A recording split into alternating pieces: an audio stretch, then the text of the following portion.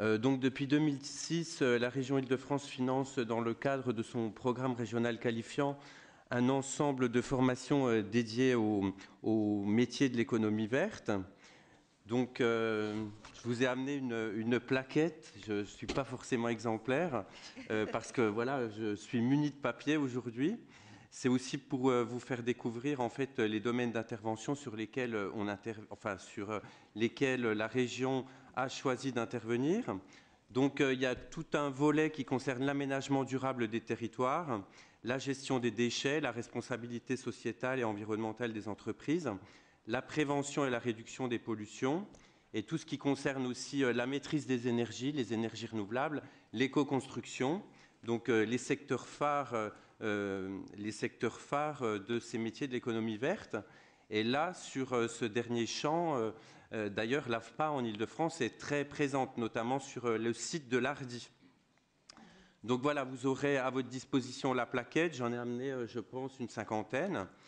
Mais ce qui m'amène aujourd'hui, c'est plutôt les pratiques éco-responsables qui ont été recensées par la région lors du dernier lancement du programme régional qualifiant qui s'exécute actuellement. Donc c'était une préparation en 2009, lancement du programme en 2010. La région Île-de-France a souhaité identifier toutes les bonnes pratiques, toutes les pratiques durables dans ces organismes et donc en faire un guide, un recueil. Donc on a interrogé les organismes qui, dans l'appel d'offres, devaient répondre à cette question à 3 niveaux.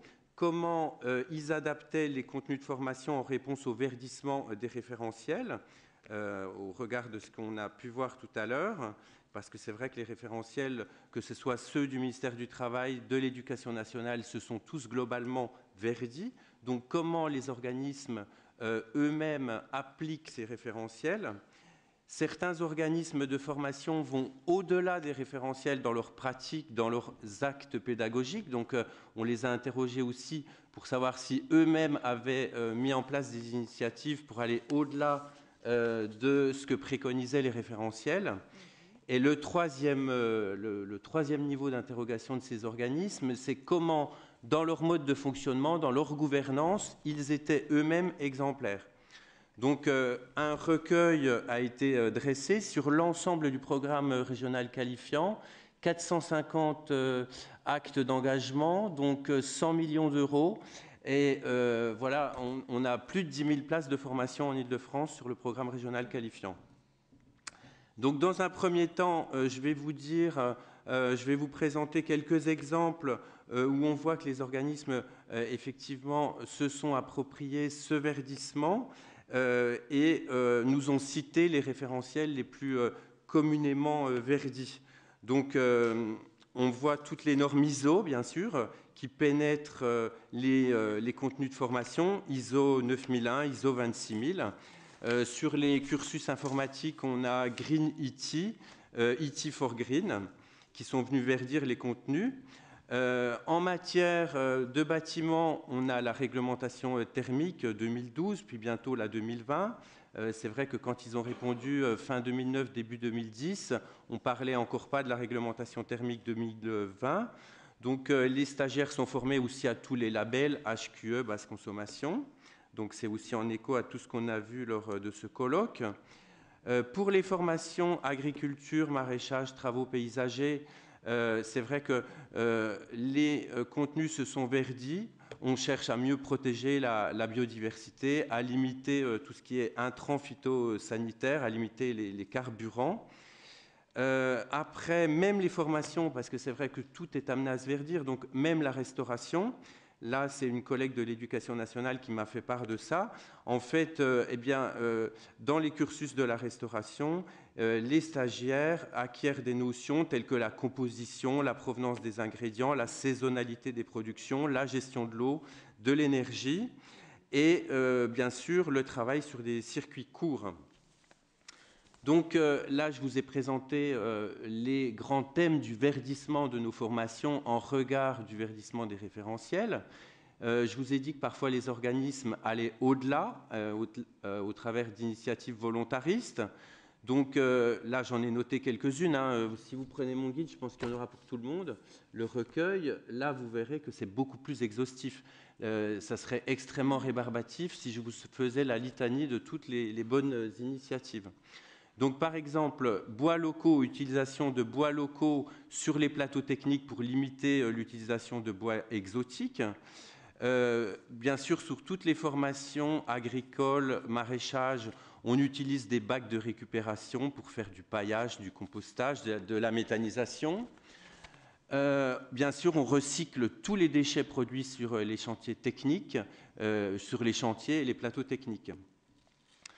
Les organismes ont entrepris des actions de sensibilisation auprès de leur personnel et de leurs stagiaires. Alors là, c'est des choses qui sont extrêmement facilement généralisables et sémables parce que souvent, c'est des actions, des initiatives qui sont... Ils instaurent au sein de leur organisme une démarche de RSE et parfois, ils montent des projets collectifs où ils travaillent sur des trophées, des concours qui portent bien sûr sur le développement durable avec leurs stagiaires. Donc, ils participent à des projets collectifs. Tous les organismes nous ont fait part aussi des mesures qu'ils prenaient pour réduire leur propre consommation, donc en papier, en fourniture, encre, comment ils responsabilisent leurs achats. Donc, en fait, tous, quasiment, nous ont fait part d'une configuration en mode recto-verso de leur photocopieur. Certains vont plus loin, ils limitent à 6 le nombre de pages par jour et par stagiaire. Donc ça m'a semblé être une bonne initiative. Et puis pour les organismes multisites, ils regroupent leurs commandes. Tout le monde est gagnant. On est gagnant au niveau du coût de la commande. Et après, au niveau des livraisons, ça limite l'impact énergétique, l'empreinte carbone. Donc, les organismes mettent aussi en place des initiatives d'économie d'eau, de gestion active de leurs déchets. Dans toutes les toilettes, on voit des sèche-mains électriques, des économiseurs d'eau sur les robinets, des chasses d'eau à double débit. Bien sûr, ils trient leurs déchets. Ils ont des poubelles spécifiques pour les déchets organiques. Et ils trient le papier avant de procéder à sa collecte pour son recyclage. Les organismes de formation franciliens aussi ont signé des contrats avec des organismes spécialisés dans la collecte des consommables en fin de vie, par exemple des cartouches. Donc là, il y a toutes les références en glossaire du recueil qui vous permettent d'avoir des adresses de ces organismes qui sont chargés de la collecte de ces consommables en fin d'utilisation. Les organismes sont aussi très modérés dans leur consommation en énergie. Ils limitent leur facture énergétique et leur empreinte carbone. Donc, bien sûr, on consigne à 19 degrés le chauffage des salles de cours. On réduit à 16 pendant la nuit, 16 degrés pendant la nuit. On utilise l'eau chaude dans certains organismes sur les lavabos seulement en hiver. On effectue des contrôles réguliers des chaudières de l'organisme. Ça permet d'économiser jusqu'à 30% de la consommation en mazout. Et puis, des détecteurs de présence, par exemple, dans les toilettes qui permettent d'éviter des lampes allumées, des oublis de lampes allumées qui peuvent rester même le week-end ou la nuit. Ils sélectionnent bien sûr des appareils électriques de classe A. Deux derniers points sur lesquels ils nous paraissent exemplaires. Donc, ils nous ont fait part d'un engagement durable et solidaire, voire coopératif. Par exemple, ils font don de leurs anciens ordinateurs au profit de structures scolaires de pays en voie de développement. Donc là, on voit que s'instaure une coopération interassociative. Il y en a certains qui achètent leur papeterie auprès d'ateliers protégés ou des achats équitables, par exemple en matière d'achats promotionnels et de café. Et les ateliers protégés, bien sûr, ça peut permettre à des personnes handicapées d'effectuer ces productions. L'AFPA va se reconnaître, donc des initiatives en matière de rationalisation des déplacements. Donc, navette entre la gare et l'organisme. Bon, on est en Île-de-France, parfois il y a des distances qui sont plus longues. Des garages à vélo sécurisés, Les organismes d'une certaine taille ont signé un plan de déplacement de l'entreprise, incitent bien sûr leurs stagiaires et leurs formateurs à utiliser les transports en commun. Sur leur flotte de véhicules, on utilise des petits véhicules plutôt légers et sobres. On forme les formateurs et les personnels à l'éco-conduite. Et puis, pour les centres multisites, pratique de la conférence téléphonique d'un organisme à l'autre, pratique du covoiturage lors de déplacements institutionnels ou professionnels. Voilà, donc en guise de conclusion, donc ces initiatives, vous allez le voir, vous avez pu prendre un petit peu la mesure de ces initiatives au travers de mes propos, mais le guide est, comme je le répète, plus exhaustif et plus complet. Donc, des initiatives extrêmement variées, concluantes, encourageantes, originales. Certaines, comme je le répète, peuvent être complètement gratuites. Donc, bien sûr, si d'autres installent des chauffages performants, ça va requérir un investissement qui va pouvoir s'amortir dans le temps. Toutes ces mesures, toutes ces initiatives permettent de générer des économies et en plus de réduire l'empreinte écologique des organismes, voire des formateurs et des stagiaires qui travaillent et qui interviennent en leur sein.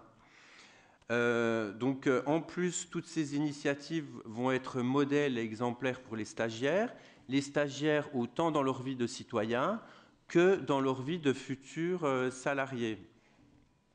C'est dommage, le conseiller technique du président Huchon a quitté la salle, mais c'est vrai qu'elle répond en plus aux orientations de notre exécutif. Donc on a bien sûr un agenda 21, on s'est engagé dans une démarche ISO 26000 et la dernière mandature du président Huchon a lancé une démarche qui s'appelle les Écociliens, les États généraux de la conversion écologique et sociale des territoires. Et toutes ces initiatives portées et défendues par notre collectivité concourent justement pour essaimer sur des pratiques plus vertueuses, non seulement à l'interne au sein de notre collectivité, mais aussi dans nos politiques. Et donc, à travers ces initiatives, on est maintenant aussi encouragé au niveau de la direction de la formation professionnelle à aller plus loin. Donc, en 2013, on va préparer la future commande du programme régional qualifiant et on va introduire des critères d'éco-responsabilité pour aller encore plus loin et sélectionner nos organismes.